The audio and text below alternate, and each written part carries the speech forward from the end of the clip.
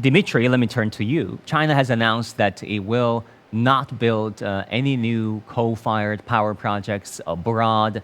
But there are so many questions once this announcement is made, right? What are you going to do with the existing coal-fired power plants along the BRI? Is this go too ambitious, perhaps? What are your thoughts on that? I think that China's decision to build no new coal plants overseas has huge implications for the global climate transition.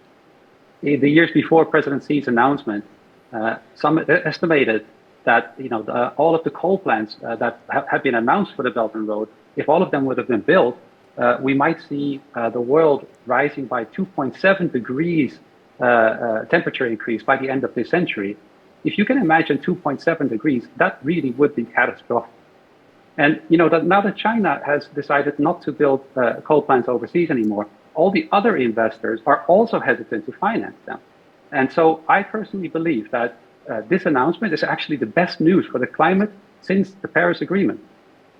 All right, Kevin, the same question. How realistic do you think it is, for China not to build or committing itself not to build any more coal-fired power projects abroad?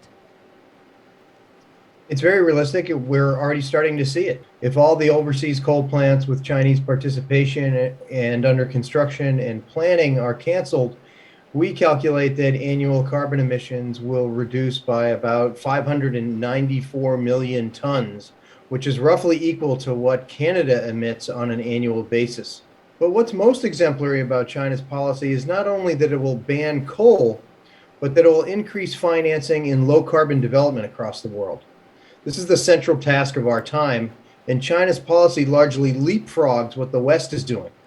Western governments and Western institutions are also banning coal and banning oil and banning gas overseas, but they're also not committing to transferring to new low carbon development. So China is really poised to be a leader here and has enormous financing capacity. And as we heard earlier, technological superiority in solar, wind, and electric vehicles that could really help the diffusion of low carbon development across the world.